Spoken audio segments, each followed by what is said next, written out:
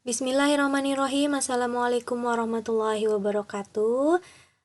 Perundang-undangan kesehatan kita akan bahas itu melanjutkan materi KD2 tenaga kesehatan, pekerjaan kesehatan sebagai asisten tenaga kesehatan dan unit pelayanan kefarmasian, di mana untuk video kedua ini kita akan bahas tentang pekerjaan kefarmasiannya. Nah, Peraturan Pemerintah Republik Indonesia Nomor 51 Tahun 2009 itu tentang pekerjaan kefarmasian dijelaskan bahwa yang dimaksud dengan pekerjaan kefarmasian adalah pembuatan termasuk pengendalian mutu sediaan farmasi. Nah, ini sediaan farmasi itu berarti obat, bahan obat, obat tradisional dan kosmetik. Ini sudah dibahas oleh kita di materi KD1 ya, tentang Undang-Undang Kesehatan di Ketentuan Umumnya.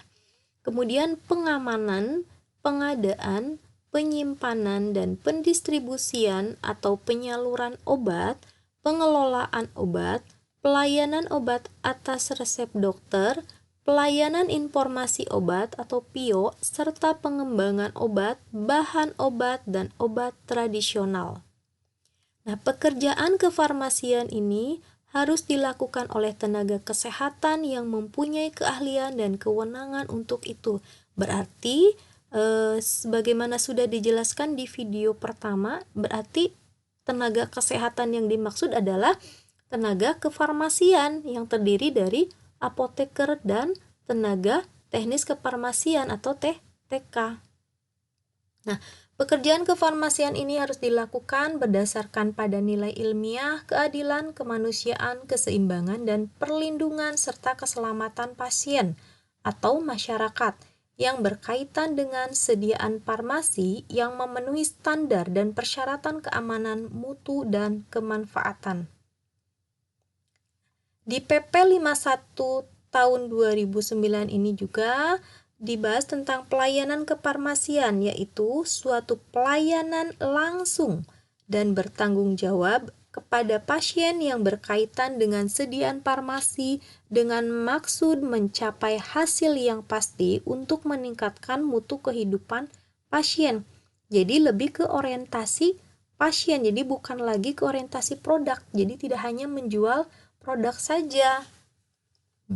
Kemudian, fasilitas pelayanan kefarmasian adalah sarana yang digunakan untuk menyelenggarakan pelayanan kefarmasian, yaitu ada apotek, kemudian instalasi farmasi rumah sakit atau IVRS, kemudian ada puskesmas, pusat kesehatan masyarakat, ada klinik, ada toko obat, atau praktek bersama. Ini praktek bersama sekarang sudah tidak ada lagi ya. Nah, kemudian ada definisi daripada fasilitas kefarmasian adalah sarana yang digunakan untuk melakukan pekerjaan kefarmasian. Kemudian ada fasilitas distribusi atau penyaluran sediaan farmasi adalah sarana yang digunakan untuk mendistribusikan atau menyalurkan sediaan farmasi, yaitu PBF atau pedagang besar farmasi dan instalasi sediaan farmasi. Menurut PP 51 tahun 2009, berarti penyelenggaraan pekerjaan kefarmasian itu pelaksanaannya ada di dalam pengadaan sediaan farmasi, kemudian produksi sediaan farmasi, distribusi atau penyaluran sediaan farmasi, dan pelayanan sediaan farmasi. Sebagaimana dijelaskan di atas, berarti pekerjaan kefarmasian ini yang dilaksanakan oleh tenaga kefarmasian itu ada di fasilitas produksi sediaan farmasi yang berupa ada industri farmasi obat, industri bahan baku obat, industri obat tradisional, pabrik kosmetik, dan pabrik lain yang membutuhkan tenaga kefarmasian untuk menjalankan tugas dan fungsi produksi dan pengawasan mutu. Kemudian ada di fasilitas distribusi, sediaan farmasi dan alat kesehatan, itu melalui PBF, pedagang besar farmasi, penyalur alat kesehatan, instalasi sediaan farmasi dan alat kesehatan milik pemerintah, pemerintah daerah provinsi, dan pemerintah kabupaten kota. Kemudian yang ketiganya itu ada di fasilitas pelayanan kefarmasian. Itu ada melalui prakteknya ada di apotek, instalasi farmasi rumah sakit, puskesmas, klinik, toko obat. Nah, di pasal 7 dijelaskan itu tentang pekerjaan kefarmasian itu dalam produksi sediaan farmasi itu harus memiliki apoteker penanggung jawab. Jadi di industri farmasi harus memiliki apoteker penanggung jawab, di mana 3 orang APJ, apoteker penanggung jawab itu ada di masing-masing, ada di bidang pemastian mutu, produksi, dan pengawasan mutu setiap produksi sediaan farmasi. Nanti kita akan bahas di CPOB, cara pembuatan obat yang baik. Kemudian ada di industri obat tradisional dan pabrik kosmetik. Ini cukup sekurang-kurangnya itu harus ada 1 orang apoteker sebagai penanggung jawab. Nah, berarti unit pelayanan kefarmasian atau fasilitas pelayanan kefarmasian itu ada apotek, ada instalasi farmasi rumah sakit atau IVRS, kemudian ada puskesmas, klinik, dan toko obat. Nah, dalam menjalankan pekerjaan kefarmasian pada fasilitas pelayanan kefarmasian tersebut, maka apoteker dapat dibantu oleh apoteker pendamping dan atau tenaga teknis kefarmasian. Dalam melakukan pekerjaan kefarmasian pada fasilitas pelayanan kefarmasian, maka apoteker dapat mengangkat seorang apoteker pendamping yang memiliki SIPA itu untuk membantu apoteker ya.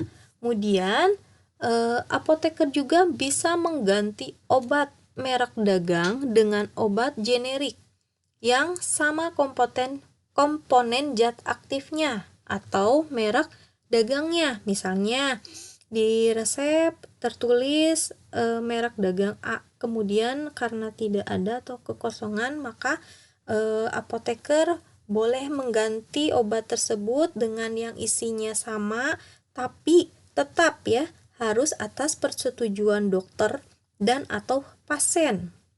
Kemudian menyerahkan obat keras, narkotika, dan psikotropika kepada masyarakat atas resep dari dokter sesuai dengan ketentuan peraturan perundang-undangan. Berarti ini semuanya dilaksanakan oleh apoteker. Nah, untuk klasifikasi tenaga kefarmasian itu ada tenaga kefarmasian, yaitu tenaga yang melakukan pekerjaan kefarmasian yang terdiri atas apoteker dan TTK. Kemudian apoteker itu sendiri adalah sarjana farmasi, berarti sudah S1, yang telah lulus apoteker, jadi melanjutkan lagi 1 tahun biasanya profesi apoteker. Nah, dan telah mengucapkan sumpah jabatan apoteker. Sedangkan untuk TTK atau tenaga teknis kefarmasian adalah tenaga yang membantu apoteker dalam menjalani pekerjaan kefarmasian yang terdiri atas sarjana farmasi atau S1, ahli media farmasi atau D3, analis farmasi, dan tenaga menengah farmasi atau asisten apoteker. Jadi kalau di PP 51 itu SMK farmasi itu atau asisten apoteker itu masuknya ke tenaga teknis kefarmasian. Tapi dengan adanya perubahan pada Permenkes nomor 80 tahun 2016 tentang penyelenggaraan pekerjaan asisten kesehatan, maka untuk SMK ini atau asisten apoteker ini sudah bukan lagi termasuk tenaga teknis kefarmasian, tapi masuknya adalah ke asisten tenaga kesehatan.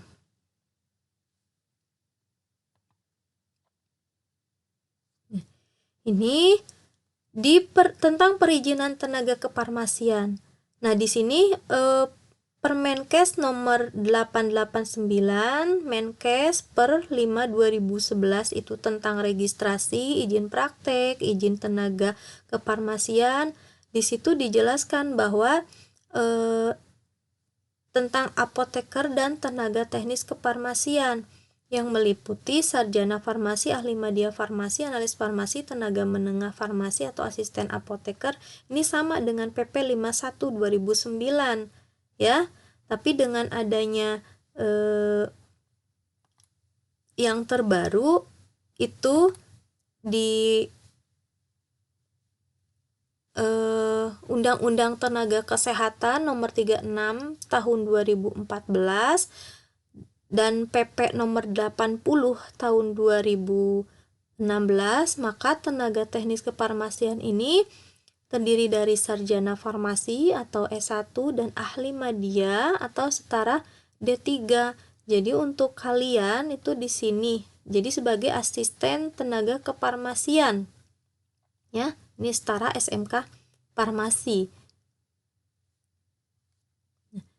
Setiap tenaga kefarmasian yang melakukan pekerjaan kefarmasian di Indonesia maka wajib memiliki surat tanda register atau STR dan harus memiliki surat izin sesuai dengan tempat tenaga kefarmasian itu bekerja atau biasanya itu berupa SIP, surat izin praktek. Nah, ini pengertian daripada surat tanda register apotek ini adalah bukti tertulis yang diberikan oleh menteri kepada apoteker yang telah diregistrasi. Dan ada juga STR-TTK. Nah, ini merupakan bukti tertulis yang diberikan oleh menteri kepada tenaga teknis kefarmasian yang telah diregistrasi. Nah, ini ada STRA, berarti itu adalah surat tanda register apoteker. Tapi kalau STR-TTK berarti itu adalah surat tanda register tenaga teknis kefarmasian. Kemudian ada SIPA. Nah, ini SIPA ini adalah surat izin praktek apoteker. Kemudian SIP-TTK itu adalah surat izin praktek tenaga teknis kefarmasian. Nah, kalau STR itu berlakunya selama 5 tahun dan dapat diperpanjang. Itu untuk jangka 5 tahun apabila memenuhi persyaratan. Nah, untuk STR-TTK ini tidak berlaku apabila 1. Habis masa berlakunya dan tidak diperpanjang oleh yang bersangkutan atau tidak memenuhi persyaratan untuk diperpanjang. Kemudian yang keduanya dicabut atas dasar ketentuan peraturan perundang-undangan. Kemudian yang ketiganya permohonan yang bersangkutan. Jadi yang bersangkutannya tidak mengajukan lagi. Kemudian yang keempat yang bersangkutan meninggal dunia. Yang kelimanya dicabut oleh menteri atau pejabat kesehatan yang berwenang. Jadi kalau misalkan melakukan pelanggaran terhadap perundang-undangan kesehatan, maka ini bisa dicabut. Kemudian ada SIPA atau surat izin praktek apoteker dan SIP-TTK surat izin praktek tenaga teknis kefarmasian. Ini berlaku sepanjang apabila STRA atau STR-TTK-nya itu masih berlaku. Kemudian tempat praktek bekerjanya itu masih sesuai dengan yang tercantum dalam SIPA atau SIP-TTK. Jadi kalau misalnya apoteker bekerja di apotek A, kemudian dia berpindah lagi bekerjanya di apotek B, berarti si SIPA-nya itu sudah tidak berlaku lagi yang di apotek A-nya karena sudah tidak di apotek A. Nah, itu maksudnya seperti itu yang maksud dengan tempat prakteknya bekerja masih sesuai dengan yang tercantum dalam SIPA atau SIP-TTK.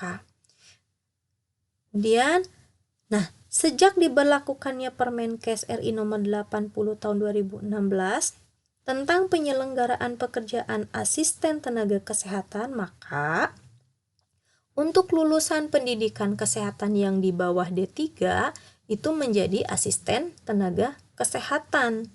Dan asisten tenaga kesehatan dalam bekerja ini di bawah supervisi tenaga kesehatan. Nah, dan asisten tenaga kesehatan dalam bekerja berarti tidak perlu memerlukan STR lagi dan tidak perlu menggunakan surat izin praktek lagi. Ya, baik, demikian penjelasan tentang pekerjaan kefarmasian dan penjelasan tentang perizinan tenaga kesehatan. Semoga semuanya dapat dipahami dan ilmunya semoga barokah. Terima kasih. Wassalamualaikum warahmatullahi wabarakatuh.